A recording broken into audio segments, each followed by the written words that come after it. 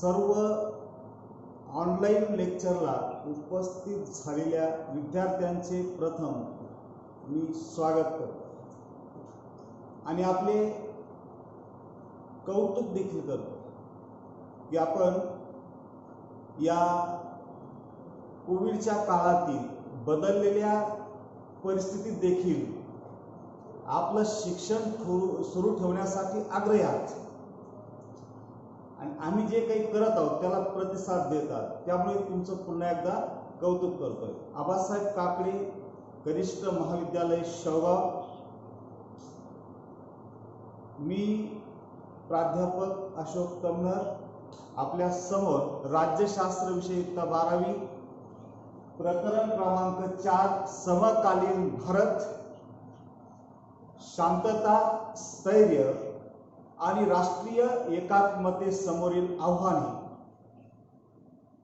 या प्रकरणाची चर्चा करतो। मागील तासामध्ये आपण या प्रकरणाची चर्चा सुरुवात केलेली होती। भारताच्या समोर अनेक आव्हाने आहेत। आपण मागे पाहिलेलं आहे की शांतता असेल, स्थैर्य असेल, राष्ट्रीय एकात्मता असेल, तर प्रत्येक आलेल्या संकटाचा सामना आपण प्रभावीपणे करू शकतो आणि ते संकट परतवून लावू शकतो। त्या दृष्टिकोनातून आपण याची चर्चा केलेली आहे। त्यापूर्वी आपण त्याची पार्श्वभूमी देखील पाहिलेली आहे। राज्य, राष्ट्र, राष्ट्रवाद या संकल्पना देखील दरम्यान आपण चर्चा केलेली आहे। राष्ट्रीय एकात्मता याची सामान्य चर्चा आपण केलेली आहे। आपल्या सगळ्यांना कल्पना आहे की राष्ट्रीय एकात्मता ही कशासाठी आवश्यक असते, त्याची जनरल चर्चा झाली। आज आपण जी चर्चा करणार आहोत ती चर्चा भारताच्या संदर्भात आहे। भारत आणि राष्ट्रीय एकात्मता। विद्यार्थी मित्र, 15 ऑगस्ट 1947 ला भारताला स्वातंत्र्य मिळालं। आपल्या सगळ्यांना माहिती आहे हे स्वातंत्र्य आपल्याला कशाच्या जोरावर मिळालं? कशाच्या जोरावर मिळालं? एक मुठ सर्व भारतीयांनी त्यावेळेला बांधली होती। एक मुठ बांधली होती म्हणजे काय? एकात्मतेच्या भावनेने सर्व भारतीय एकत्र आले। आपलं एक राष्ट्र असावं ही भावना लोकांमध्ये तयार झाली। हे पहा, ब्रिटिश भारतात आले त्यावेळेला या भारत भूमीमध्ये छोटी छोटी राज्य होती। त्या राज्यामध्ये राजेशाही होती। प्रत्येक राजांचे आपापसामध्ये चांगले संबंध, शत्रुत्वाचे संबंध हे आपण पाहिलेलं आहे। इतिहासामध्ये सुद्धा आपण याची चर्चा करतोय। मग दुसरी गोष्ट अशी आहे की दरम्यानच्या काळामध्ये ब्रिटिशांनी जेव्हा संपूर्ण भारतावरती आधिपत्य तयार केलं आणि भारतातील लोकांवरती अन्याय सुरू केला, भारताचं शोषण सुरू केलं, त्यावेळेला भारतामध्ये लोकांमध्ये एक भावना तयार झाली की आपण या भारत भूमीत जन्माला आलेलो सर्वजण जे आहोत ना, आपण सर्व एक आहोत। जरी आपली राज्य भिन्न होती, जात भिन्न होती, धर्म भिन्न होता, संस्कृती भिन्न आहे काहींची, कारण या भारत भूमीमध्ये अनेक संस्कृतीचे, जातीचे, भाषेचे लोक राहतात। हे आपल्या सगळ्यांना आजही माहिती, आजही राहतात। हे पूर्वी राहत होते, आजही राहत आहेत आणि सर्वजण हे सगळे विसरून गेले। आपण कोणत्या राजेशाही पद्धतीतील राज्यात होतो हे सगळे विसरून गेले। लोकांच्या मनात एकच भावना तयार झाली, ती म्हणजे एक स्वतंत्र भारत निर्माण झाला पाहिजे आणि ब्रिटिशांना या देशातून हकललं पाहिजे। याच्यासाठी मोठं स्वातंत्र्याचं आंदोलन झालं आणि हे आंदोलन कशाच्या जोरावर झालं? एकात्मतेच्या जोरावर। याला यश सुद्धा त्यामुळेच मिळालेलं आहे। विद्यार्थी, आपण म्हणतो ना एकीचं बळ। हे पहा, आपण साधी गोष्ट पहा, की एखादी काडी घ्या, एक काडी लाकडाची आपण धरली सहज हाताने मोडू शकतो, परंतु अनेक काड्यांचा जुडगा जर आपण घेतला तर हाताने मोडू शकतो का? नाही मोडू शकत. का? कारण त्याच्यामध्ये एकतेची ताकद तयार झालेली आहे आणि ती ताकद तोडणं अत्यंत अवघड असतं. म्हणून म्हणतो आपण एकीच बळ, आणि त्या एकात्मतेच्या बळावरच आपण स्वातंत्र्याचा लढा जिंकलेलो आहे. आता खरा प्रश्न सुरू झाला तो स्वातंत्र्याच्या नंतर. स्वातंत्र्य मिळालं, एक उद्देश सफल झाला, आणि आपल्या सगळ्यांना माहिती आहे उद्देश सफल झाला की आपण अनेक गोष्टीकडे दुर्लक्ष करतो, मग पुढच्या इतर गोष्टीचा फारसा विचार करत नाही. भारतीयांमध्ये सुद्धा तीच भावना, प्रत्येक व्यक्तीमध्ये तशी भावना असते, राष्ट्रामध्ये पण असते. देशाला स्वातंत्र्य मिळालं मग सगळे प्रश्न सुटले का? नाही. कारण राष्ट्र ही एक अविरतपणे चालणारी प्रक्रिया आहे. व्यक्ती अनेक येतील जातील, परंतु राज्य राष्ट्र मात्र अबाधित राहतं, आणि हे ठेवावं लागतं. अन्यथा त्याचं आधिपत्य इतर राज्य नष्ट करतात, त्या राज्याला आपलं गुलाम बनवतात. याच्यासाठी पुढे आपल्याला अशीच एकात्मता ठेवणं फार गरजेचं होतं. जेव्हा स्वातंत्र्य मिळालं त्यावेळेला मिळालेला वारसा, तो एकात्मतेचा वारसा आपल्याला पुढे टिकवायचा होता. दुसरी गोष्ट अशी आहे की भारताला स्वातंत्र्य मिळाल्यानंतर भारतामध्ये अनेक समस्या होत्या. आता त्यामध्ये प्रमुख समस्या कोणती? गरिबी. ज्या देशात सोन्याचं धूर निघत होता असं आपण ऐकलेलं आहे, सगळ्यांना माहिती आहे. भारत एक सुजलाम सुफलाम असा देश होता, ज्याचं शोषण ब्रिटिशांनी, पाश्चिमात्य वसाहतवाद्यांनी केलेलं आहे. सगळ्यात जास्त शोषण हे ब्रिटिशांनी केलेलं आहे, ते आपण पाहिलेलं आहे. पण असा सुजलाम सुफलाम देशाला स्वातंत्र्य मिळाल्यानंतर पहिली समस्या जी भारतासमोर उभी ठाकली ती म्हणजे गरिबी. दुसरी समस्या तर आहेच, निरक्षरता. ही समस्या आज पण भारताला भेडसावते. पूर्वी निरक्षरता 100% होती, आता मात्र निरक्षरतेचे प्रकार पडलेले आहेत.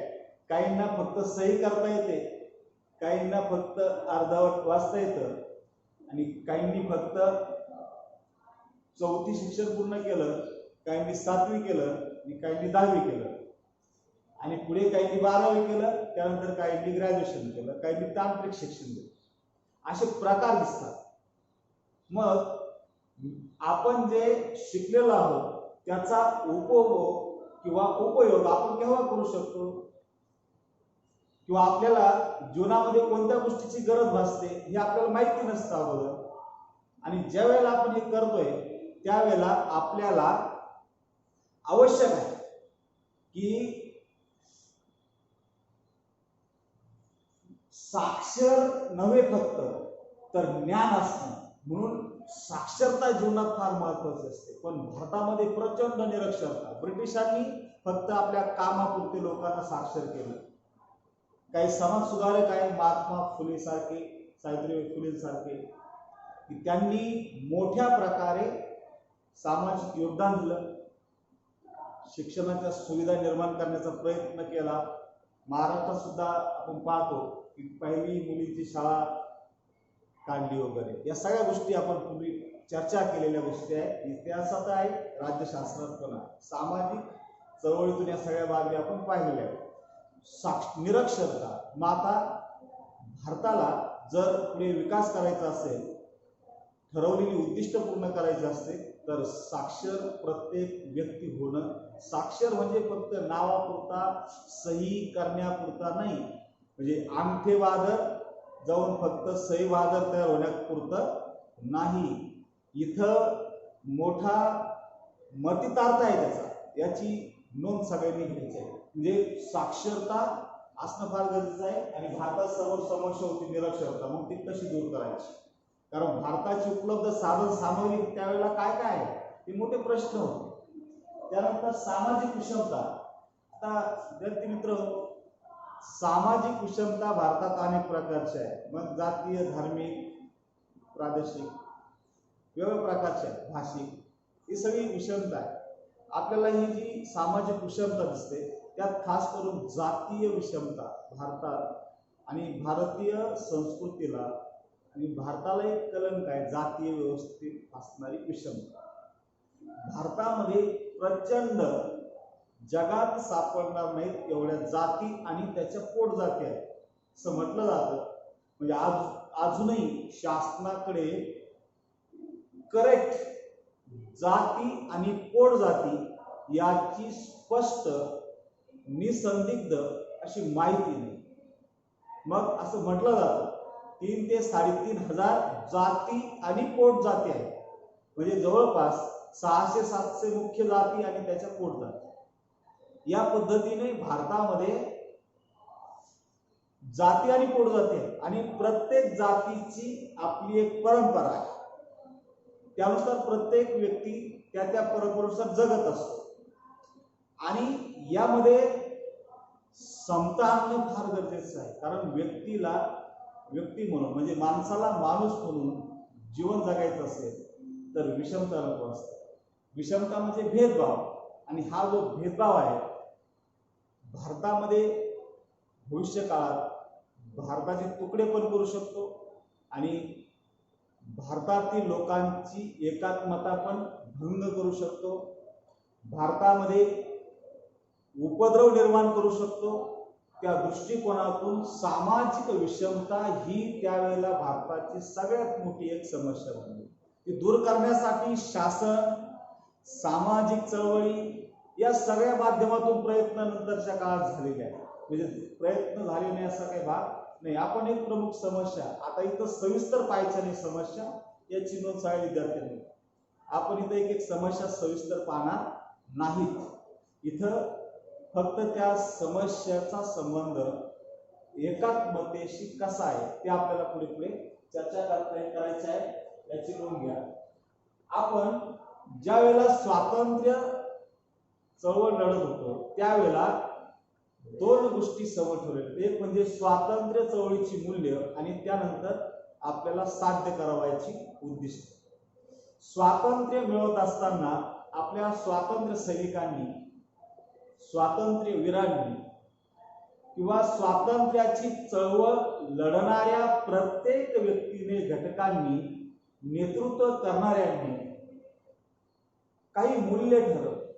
त्या मूल्याच्या आधारे लोक एकत्र आणि स्वातंत्र्य मिळाल्यानंतर आपल्याला आपल्या हाताने, आपल्या नेतृत्वाखाली काही उद्दिष्ट पूर्ण करायची, ती उद्दिष्ट ठरवली आणि ती मूल्य आणि उद्दिष्ट पूर्ण करण्याची जबाबदारी स्वातंत्र्योत्तर आपल्यावर आली आहे. आता त्यामध्ये स्वातंत्र्य चळवळीतून प्रमुख आपण चर्चा करतोय. जी मूल्य होती ती म्हणजे राष्ट्रवाद, धर्मनिरपेक्षता आणि लोकशाही.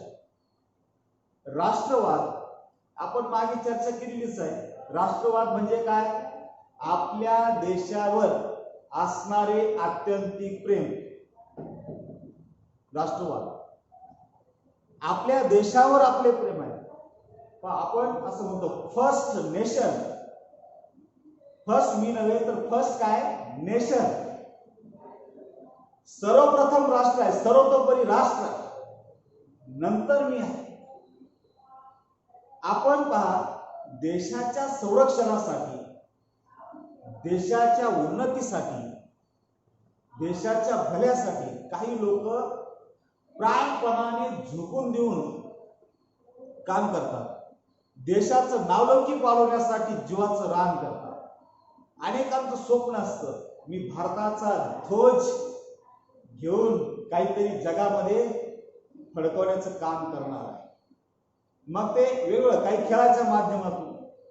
तो पाहिलं असेल सचिन तेंडुलकर जेव्हा क्रिकेट खेळायचे आपले हेल्मेट वरती ते तिरंगा, स्पेशल परमिशन घेऊन हेल्मेटला तिरंगा का लावायचे, तर एक वीरश्री अंगामध्ये संचारते असं त्यांचा एक भाग होता, मानसिक स्थिती होती.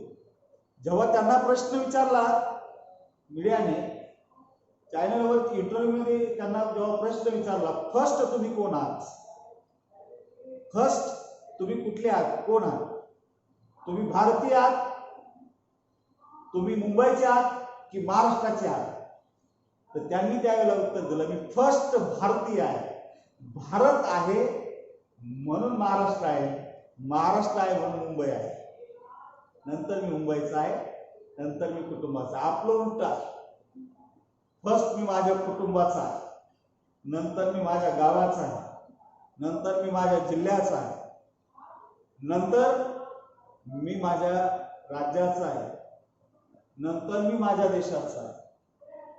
राष्ट्र लास्ट हे अनेक जणांचं आहे. वास्तविक पाहता राष्ट्रवादामध्ये राष्ट्र फर्स्ट असतं, लक्षात. राष्ट्रवादाचे प्रकार वगैरे आहे, प्रागतिक राष्ट्रवाद, आक्रमक राष्ट्रवाद, आपण ते पाहिलेलं आहे, तर ते पाहण्याची गरज आहे. काही राष्ट्रवाद इतरांना हानी पोहोचू शकतो, इतरांवरती आधिपत्य तयार करण्यासाठी प्रयत्न करतो, आपणच श्रेष्ठ आहोत हे दाखवतो. तर अभिमान आपल्या राष्ट्राबद्दल बाळगणं गरजेचं आहे, परंतु दुराभिमान नको आहे, याची नोंद सगळ्या. राष्ट्रवादाची जी भावना आहे प्रत्येकामध्ये पाहिजे. तुम्ही पहा, देशावर लढणारा जो सैनिक आहे ना, अनेकदा असा प्रश्न तयार होतो, मी विचार करतोय की मी आपल्या आसपास असणाऱ्या युवकांचा विचार केला की अनेक जण सेनेमध्ये भरती होतात. भरती होण्यापूर्वी ते काय होते, त्यांचं कॅरेक्टर कसं होतं, आणि जेव्हा ते भरती होतात, उपजीविका चालवण्यासाठी, एक नोकरी मिळवण्यासाठी सेनेत काही जण भरती होतात, काही जण राष्ट्र सेवा करण्यासाठी म्हणून भरती होतात, उद्देश काही असो. पण जेव्हा सेनेत भरती होतात त्यानंतर त्यांचं प्रशिक्षण सुरू होतं, प्रशिक्षणातून ते घडतात आणि मग त्यांना कळायला लागतं राष्ट्र काय, राष्ट्र काय. सेनेत गेल्यानंतर तुम्हाला प्रचंड एकात्मता. आतापर्यंत आपण कधी ऐकलं का सेनेमध्ये विषमता, तर आपल्याला हे ऐकायला भेटणार नाही. सेनेमध्ये विषमता नाही. सेनेमध्ये काय दिसते आपल्याला, प्रचंड राष्ट्रीय एकात्मता, राष्ट्रवादाची भावना सैनिकांमध्ये दिसते. प्रत्येक जण तयार असतो. आताच तुम्ही पहा, 29-30च्या मध्यरात्री ऑगस्ट मध्ये, आज 8 तारीख आहे, 9 दिवसापूर्वी जी घटना घडली, चिनी सैनिकांनी भारताच्या हद्दीमध्ये पेंगवान झील परिसरामध्ये घुसखोरी करण्याचा प्रयत्न केला. जवळपास 500 सैनिकांनी, किती, 500, 500 सैनिकांनी जेव्हा घुसखोरी करून भारताच्या काही भूभागावर कब्जा मिळवण्याचा प्रयत्न केला, त्यावेळेला भारताच्या तेथे तैनात असणाऱ्या सैनिकांनी त्यांचा तो डाव हाणून पाडला. पण यामध्ये जो कमांडिंग ऑफिसर होता तो मात्र शहीद झाला. विद्यार्थी मित्र हो, प्रत्येक ठिकाणी पहा, जेव्हा सेनेमध्ये असं कार्य चालतं ना, कमांडिंग ऑफिसर फ्रंटला असतो, फ्रंटला. पहिली गोळी झेलण्याची तयारी त्याची असते. त्याचं हे कधीच नसतं तुम लढो हम कपडे सांभाळते, हे कधीच नसतं. पहिली गोळी स्वतःच्या छातीवर झेलणारे ते असतात. का? राष्ट्रासाठी सर्वतोपरी आपल्या जीवाची, प्राणाची पर्वा न करता राष्ट्रासाठी वाटेल ती करण्याची धमक त्यांच्यामध्ये असते. आणि ही धमक कशातून तयार होते? एकात्मतेतून तयार होते. ही स्वातंत्र्याच्या नंतरची मुली. स्वातंत्र्य काळात आपण भगतसिंग, राजगुरू त्यांचं तर पाहिलेलं आहे. आणि देशाला स्वातंत्र्य मिळालेलं त्यांनी पाहिलं का? नाही. पण अजरामर झालेले आहे. राष्ट्रासाठी, राष्ट्र तयार करतानाच बलिदान दिलंय. राष्ट्रासाठी देश तयार होण्यापूर्वी त्यांनी बलिदान केले आणि आजही त्यांचे बलिदान सगळ्यांना प्रेरक ठरत. त्यांचं नाव घेतलं तरी अंगामध्ये वीर श्री संचारत आहे आणि यातूनच भविष्य काळामध्ये एकात्मता तयार होण्यास मदत होते. याची पण कारण ही जी मूल्य आहे ही मूल्य आपल्याला एक दुसऱ्याला जोडत असते. कारण प्रत्येक कुटुंब वेगळं आहे, प्रत्येक गाव वेगळं आहे, जिल्हा वेगळा आहे, तालुका वेगळा आहे, घटक राज्य वेगळे आहेत, केंद्रशासित प्रदेश वेगळे आहे. हे सगळ्या बाबी आपण पाहतो. भारतात अनेक जाती आहेत, अनेक धर्म आहेत, अनेक संस्कृती आहेत, अनेक प्रदेश आहेत, अनेक भाषा आहेत, लिपी आहेत. हे सगळं वेगवेगळं आहे. पण या विविधतेतून एकात्मता कशाच्या आधाराने तयार होते? या मूल्यांच्या आधाराने. एक राष्ट्रीयत्वाची भावना, राष्ट्रवादाची भावना हे महत्वाचं मूल्य, जे मूल्य आपण जतन केलं पाहिजे आपल्या मनामध्ये, आपल्या राष्ट्राबद्दल प्रेम. आणि स्वातंत्र्यानंतर ते ऑटोमॅटिक लोकांमध्ये होणार होतं असा प्रकार नाही. राष्ट्रवादाची भावना ऑटोमॅटिक तयार होते असं नाही. ती तयार करावी लागते, टिकवावी लागते, वाढवावी लागते. लोकांना अगोदर कुणीतरी मार्गदर्शन करावं लागतं, प्रेरणा द्यावी लागते. मनातून तयार होत नाही.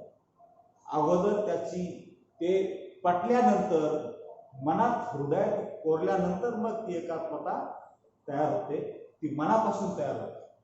पण त्याच्यासाठी जाणीवपूर्वक प्रयत्न करावे लागत असतात. दुसरं जे मूल्य होतं धर्मनिरपेक्षता आणि लोकशाही. तर धर्मनिरपेक्षता, भारतात अनेक धर्म आहेत. स्वातंत्र्यपूर्व काळामध्ये जेव्हा स्वातंत्र्याचा लढला गेला, आजही आपण त्याचा अभ्यास करतो इतिहासामध्ये. कधी असं वाटलं का हिंदूंनी वेगळा लढा लढलाय, मुस्लिमांनी वेगळा लढलाय, शिखांनी वेगळा लढलाय, जैनांनी वेगळा लढलाय, बौद्धांनी वेगळा लढलाय, असं ऐकलं कधी? तर त्याचं उत्तर नाही. कशामुळे? कारण त्यावेळेला सर्वजण एक राष्ट्रीयत्वाच्या भावनेने एकत्र आले. आपले धर्म, जात पात विसरून आपला धर्म कोणता आहे एक लक्षात घ्या सर्वांनी. धर्म ज्या वेळेला व्यक्तीवर नियंत्रणाचं माध्यम नव्हतं, व्यक्ती मन मागेल तसा वागत होता, कुठल्याही प्रकारचं त्याला बंधन नव्हतं, निसर्गावस्थेत जगत होता, मग त्याला नियंत्रित करण्यासाठी समाज तयार झालेला जो होता, त्या समाजात चालीरीती, रूढी, परंपरा त्या कमी पडायला लागल्या. मग एक चांगले व्यक्ती, त्यावेळेस जे हुशार बुद्धिमान व्यक्ती जन्माला आले, त्याला आपण परमेश्वराचे अंश दूत म्हणून त्यांनी विशिष्ट धर्माची स्थापना केलेली आहे, तत्वज्ञान लिहिलं आणि ते तत्वज्ञान आपण जीवन जगत असताना वापरतो, आपलं जीवन नियंत्रित झालं. आता त्यावेळेला राज्याचं आधिपत्य लोकांवर तेवढं नव्हतं. राजाचं काम मोजकं असायचं. जेव्हा राज्य निर्माण झालं तेव्हा राजाचं काम मोजकं असायचं. राज्यातील लोकांना संरक्षण देणं, आपल्या राज्याचं परकीय सत्तेपासून संरक्षण करणं आणि आपत्ती काळामध्ये लोकांना सहकार्य करणं. याच्या पलीकडे राज्याचं दुसरं काम नव्हतं, याची नोंद घ्या. आणि मग लोक नियंत्रित कसे होणार आहे? मग त्यावेळेला सगळ्यात मोठी भूमिका जो घटक पार पाडायचा ते म्हणजे धर्म. भारतात नव्हे जगात असे अनेक धर्म आहेत, पण जगाचं भाग वेगळा आहे. भारतामध्ये अनेक धर्माचे लोक एकत्रित राहतात आणि ज्या वेळेला वेगवेगळ्या प्रकारच्या तत्वांनी अंगीकारलेली लोक एकत्र येतात, त्यावेळेला थोडस त्या ठिकाणी विषमता निर्माण होण्याचा धोका असतो. परंतु स्वातंत्र्यपूर्व काळामध्ये लोकांनी आपले धर्म विसरल्या, एकच धर्म मानला, तो म्हणजे राष्ट्रधर्म. आणि ब्रिटिशांना भारतातून हाकलून लावण्यासाठी मोठे प्रयत्न केले, प्राणाच्या आहुत्या दिल्या. आणि स्वातंत्र्यानंतर हेच मूल्य, कोणतं धर्मनिरपेक्षता, कोणताही एक धर्म हा श्रेष्ठ आणि बाकीचे कनिष्ठ, राज्याचा कोणता एक धर्म नाही, धर्म ही वैयक्तिक बाब आहे, सर्व धर्म राज्यासमोर समान आहे. ही धर्मनिरपेक्षतेची जी संकल्पना आहे ही मूल्य रूपाने आज आपण आपल्या देशामध्ये पाहतो. याच्या घटनेमध्ये तरतुदी पण केलेल्या आहेत. म्हणून राष्ट्रीय एकात्मता आपली आजही अबाधित आहे. विविधतेतून एकात्मता आजही आपल्या देशामध्ये आढळून येते, दिसते. हा, काही अपवाद सोडून द्या. अपवाद म्हणजे याचा अर्थ पूर्ण भारतामध्ये विषमता आहे आणि एकात्मतेचा भाग जो आहे तो राहिलेला नाही, असं काही नाहीये. जेव्हा देशावर संकट येतं सगळेजण सगळं विसरून जातात आणि राष्ट्राच्या संकटामध्ये सर्वजण आपापल्या परीने जे योगदान देता येईल ते योगदान देण्याचं काम करतात. आपल्या सैनिकांना सपोर्ट करतायत, सरकारला सपोर्ट करतायत. ह्या बाबी आपण प्रत्यक्ष पाहतो. जेव्हा आपल्या देशावर चिन्ह पाठीमाग आपल्या सैनिकांना घुसखोरी करून आपल्या सैनिकांना धोक्याने मारलं तर सगळे भारतीय लोक एकत्र आले. सरकारने, सामाजिक लोकांनी सांगितलं चिनी वस्तूंवर बहिष्कार करा. एक राष्ट्रीयत्वाच्या भावनेने बहुतांश लोकांनी चिनी वस्तूंवरती बहिष्कार केला. भारतात ज्या चिनी कंपन्या आहेत, अनेक कंपन्याचे 80-80% कामगार कपात करायला लागलेले आहे. 80-90% त्यांचं मार्जिन कमी झालेलं आहे. ही वस्तुस्थिती आहे. ही कशाच्या जोरावर? एकात्मतेच्या जोरावर. धर्म मनात ठेवला का लोकांनी? नाही ठेवला. लोक एकत्र आले सगळे. प्रत्येकाच्या व्यक्तिगत समस्या सगळ्या लोक विसरून गेले आणि एकच जे आपले शत्रू आहे, देशाचा जो शत्रू आहे तो आपला शत्रू आहे हे प्रत्येक जण मानतो. आणि धर्म ही भावना त्यावेळेला लोकांच्या मनात राहत नाही, हे सुद्धा आपण पाहिलं. त्यानंतर लोकशाही. लोकशाही खूप काय आपण बोलतोय, हे एक महत्वाचं मूल्य आहे, एक जीवन पद्धत आहे. लोकशाहीमध्ये प्रत्येकाला आपला विकास करण्यासाठी आपल्याला माहिती आहे संधी मिळते. हुकुमशाहीमध्ये ती संधी मिळत नाही. आपण स्वातंत्र्य यासाठी मिळवलेलं आहे की नियंत्रित आणि चांगल्या प्रकारचं विकसित जीवन, आनंदी सुखी जीवन जगायचं. आणि त्याचा मंत्र म्हणजे लोकशाही मूल्य आहे. आणि ही मूल्य स्वातंत्र्य चळवळीतून आपल्याला मिळालेली आहे आणि ती स्वातंत्र्यानंतर आपण स्वीकारलेली आहे. त्यानंतर त्यावरच आधारित आपण स्वातंत्र्यानंतर काही उद्दिष्ट ठरवली. आता त्यामध्ये जे उद्दिष्ट आर्थिक प्रगती, सामाजिक परिवर्तन, भारताची एकता एकात्मता राखणं आणि ती बळकट करणं, हे काही महत्वाची उद्दिष्ट. अनेक उद्दिष्ट आहेत, त्यापैकी महत्वाची उद्दिष्ट इथं समोर मी मांडलेली. आता भारताची आर्थिक प्रगती आपण अगोदर पाहिलं. देशाची प्रमुख समस्या आहे गरिबी. गरिबी दूर करायची असेल तर राष्ट्राची आर्थिक प्रगती होणं फार गरजेचं आहे. आणि गरिबीमुळे अनेक समस्या तयार होतात. मग ते कुपोषण, दारिद्र्य, आरोग्याच्या समस्या, गुन्हेगारीच्या समस्या, अनंत मूलभूत गरजांची पूर्तता न होणं, खूप काही समस्या या गरिबीमुळे तयार होतात. आणि हे खऱ्या समस्या कशावरून आहे? आर्थिक प्रगती. आर्थिक प्रगती जर प्रत्येक व्यक्तीची, कुटुंबाची झाली, राष्ट्राची झाली, तर राष्ट्राची आर्थिक प्रगती म्हणजे राष्ट्रातील लोकांची प्रगती. तुम्ही ऐकलेलं असेल, अर्थशास्त्रामध्ये आपण पाहतो दरडोई उत्पन्न, देशाचं दरडोई उत्पन्न कसं निर्धारित होतं की सर्व एकूण देशामध्ये उत्पन्न आहे त्याला भागित लोकसंख्या केलं जातं. आपण त्याचे गणित करतो. प्रत्येक ते दरडोई आपलं किती उत्पन्न आहे ते, आणि देशावर कर्ज असलं ते आपल्यावर कर्ज आहे. फक्त आपला 7-12 नाही, देशाचा 7-12. लक्षात. म्हणजे काहींना असं वाटतं की चला मी आज मंत्री आहे, एकदा मी पदावरून गेलो काय घेणं देणं नाही, असं भाग नाही. राष्ट्र कधी बदलत नाही. मंत्री बदलतात, मुख्यमंत्री बदलतात, पंतप्रधान बदलतात, राष्ट्र कधी बदलत नाही, राज्य कधी बदलत नाही. याची नोंद ठेवा. ते पारतंत्र्यात जाऊ शकतं, बदलत नाही. ही बाब इथं लक्षात ठेवायची. आर्थिक प्रगतीशिवाय आपण बाकीचे प्रश्न सोडूच शकत नाही. म्हणून त्यासाठी प्रचंड मोठ्या प्रमाणामध्ये भारताने स्वातंत्र्याच्या नंतरच्या काळामध्ये प्रयत्न केलेले आणि आज पण आर्थिक प्रगतीसाठी प्रयत्न करत आहे.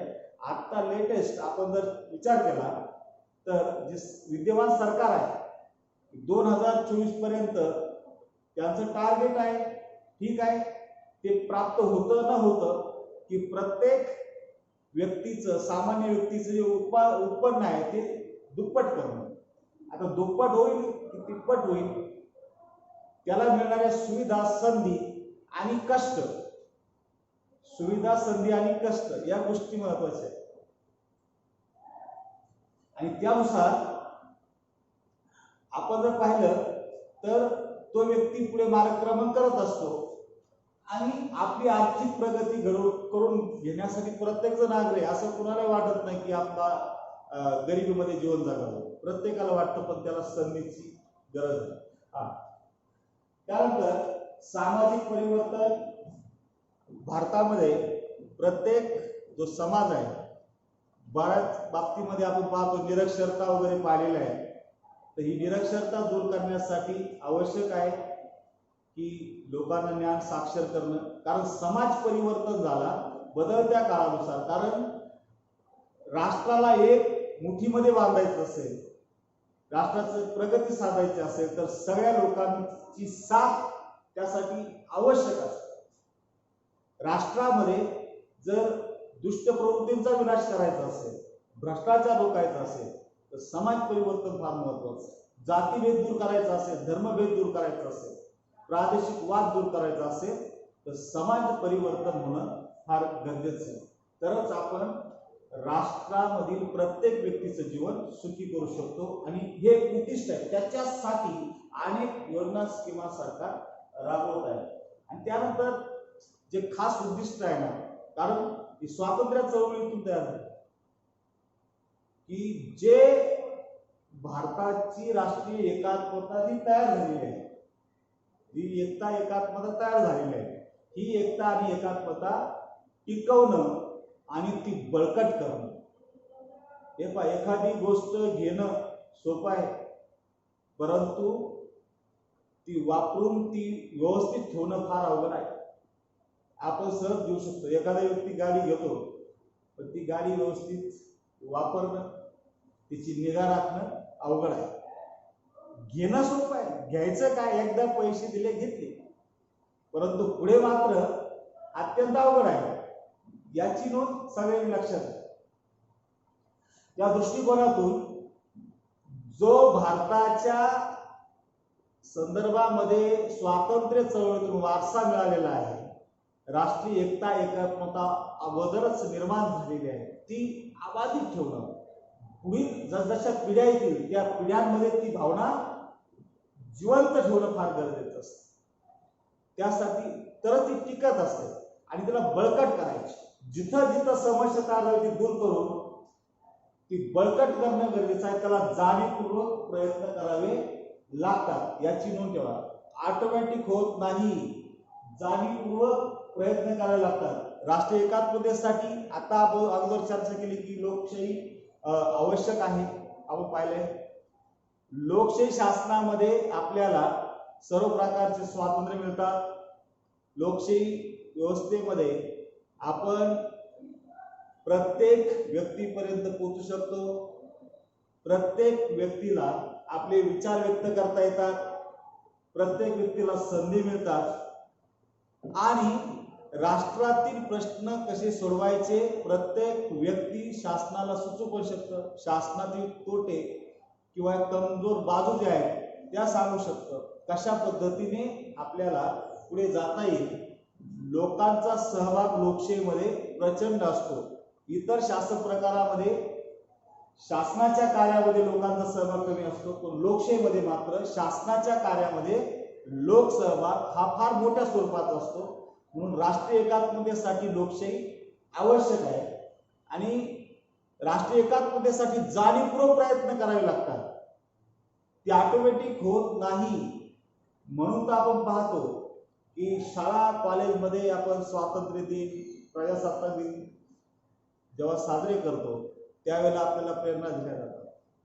त्यानंतर वेगवेगळ्या प्रकारचा अभ्यासक्रम तयार करताना एकात्मतेची मूल्य आपल्यामध्ये रुजवण्याचा प्रयत्न केला जातो. जाणीवपूर्वक समाजामध्ये जीवन जगत असताना देखील ते केलं जातं. याची नोंद सगळ्यांनी इथं घ्यायची आहे. त्यानंतर एक स्वातंत्र्याच्या नंतर राष्ट्रीय एकात्मता तयार करण्यासाठी संविधानिक प्रक्रिया फार महत्वाची भूमिका पार पाडत आपल्या सगळ्यांना माहिती आहे, देशाला स्वातंत्र्य मिळाल्यानंतर राष्ट्र चालवायचं, राज्य चालवायचं आहे. राज्यासाठी आवश्यक आहे संविधान. संविधानाची निर्मिती करण्यात आली.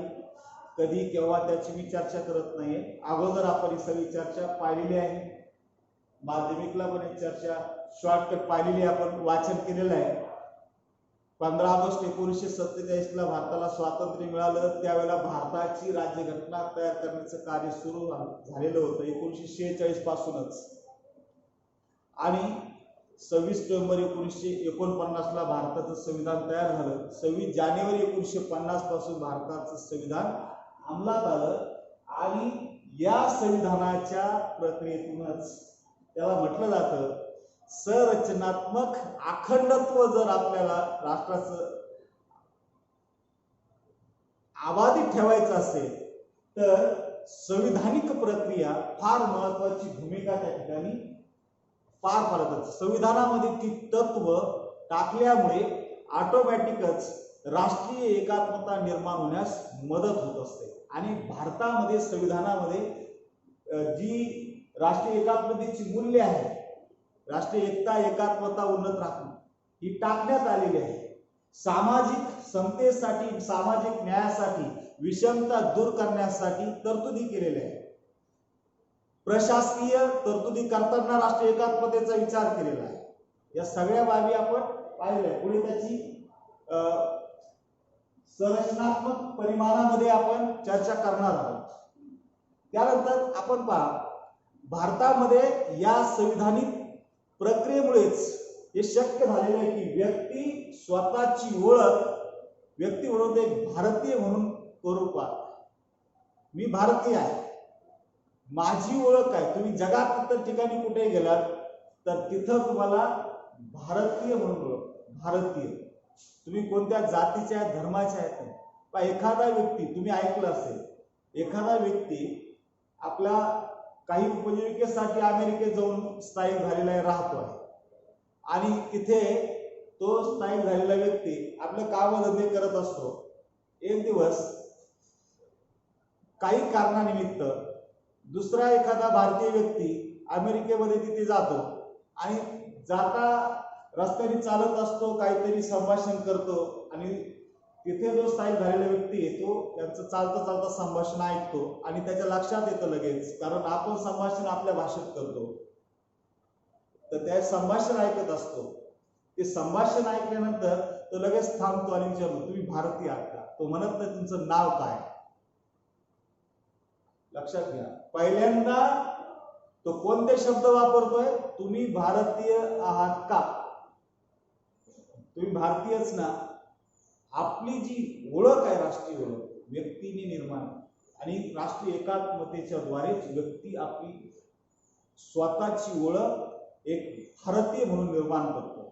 आणि त्यावेळेलाच राष्ट्रीय एकात्मता ही वृद्धिगत होत असते, वाढत असते आणि पुढे टिकत असते.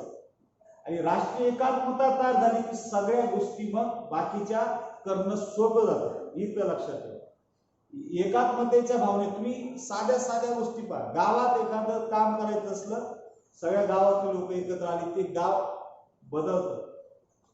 राळेगण सिद्धीला जा, अण्णा हजारे यांच्या नेतृत्वाखाली सगळं गाव एकत्र आलं. आणि त्या गावात एकत्र आल्यानंतर त्या गावाचा एकत्रितपणे किती जलद गतीने विकास झाला हे आपण पाहतो. गावामध्ये लोकांमध्ये किती एकात्मता आहे ते पाहतो. आणि त्या गावाचं नाव महाराष्ट्र नव्हे, भारत नव्हे, तर जगामध्ये जाऊन पोहोचलेलं आहे. कशाच्या जोरावर? फक्त एकात्मतेचा. राळेगण सिद्धी भारतातलं एक खेडगाव, पण त्या गावातील कार्य लोकांच्या एक संघ आहे. आपण सर्व एक आहोत, ही जी भावना आहे, ही भावना राष्ट्रीय एकात्मता वाढवत असते. इथं लक्षात घ्या. त्यानंतर अगोदरच मी बोललेलो आहे की याचे जाणीवपूर्वक प्रयत्न करायला लागतात. कुणीतरी, सरकारने, सामाजिक संस्थांनी, सामाजिक कार्यकर्त्यांनी, लोकांनी, ज्यांना जसं शक्य ते जाणीवपूर्वक प्रयत्न करावे लागतात.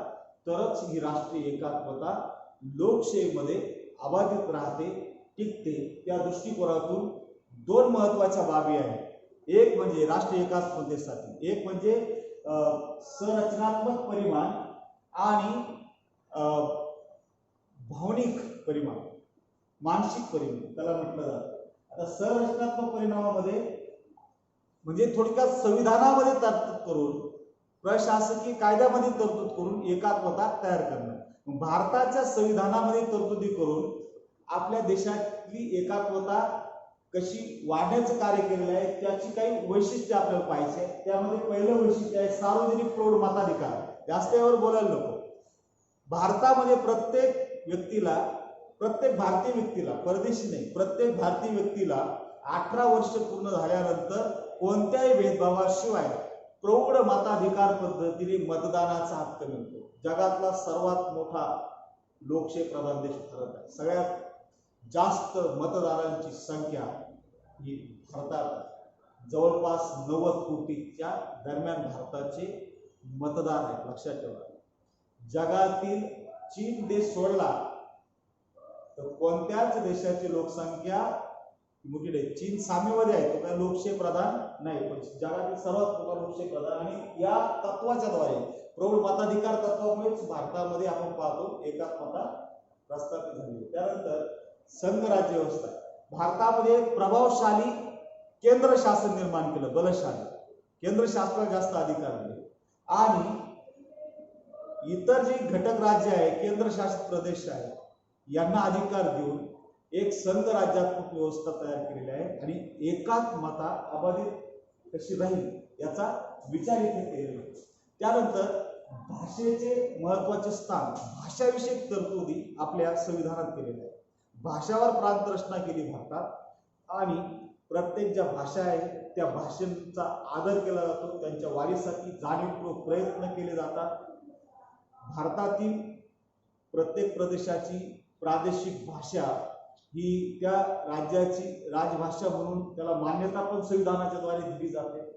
त्याद्वारे एकात्मता निर्माण करण्याचं काम केलेलं आहे. त्यानंतर भारतीय प्रशासकीय सेवा, त्यामध्ये IAS, IPS, IFS म्हणजे थोडक्यात भारतीय प्रशासकीय सिव्हिल, भारतीय सिव्हिल सर्व्हिसेस, भारतीय पोलीस सेवा, पोलीस सर्व्हिसेस, भारतीय वन सेवा, अशा भारतीय प्रशासकीय सेवेच्या माध्यमातून एकात्मता निर्माण करण्याचं काम केलेलं आहे. त्यानंतर मूलभूत कर्तव्याच्या आधाराने देखील भारतामध्ये एकात्मता निर्माण होण्याचं कार्य केलं जातं. संविधानाचा आदर, राष्ट्रध्वज, राष्ट्रगीताचा आदर, पर्यावरणाचं संरक्षण, स्वातंत्र्याच्या चळवळीला प्रेरक ठरलेली उदात्त आदर्श तत्त्वे यांची जोपासना, देश सेवा करण्यासाठी सदैव तयार राहणं, स्त्रियांचा आदर करणं, अशा अनंत गोष्टी, हिंसाचारापासून दूर राहणं, या मूलभूत कर्तव्यामध्ये ज्या बाबी दिलेल्या आहेत, जे कर्तव्य सांगितले, याद्वारे भारतातील रचनात्मक जी व्यवस्था आहे ती बळकट झालेली आहे. त्यामुळे राष्ट्रीय एकात्मता निर्माण होण्यास मदत होत आहे. यानंतर राहिलेला जो भाग आहे पुढील तासाला होईल.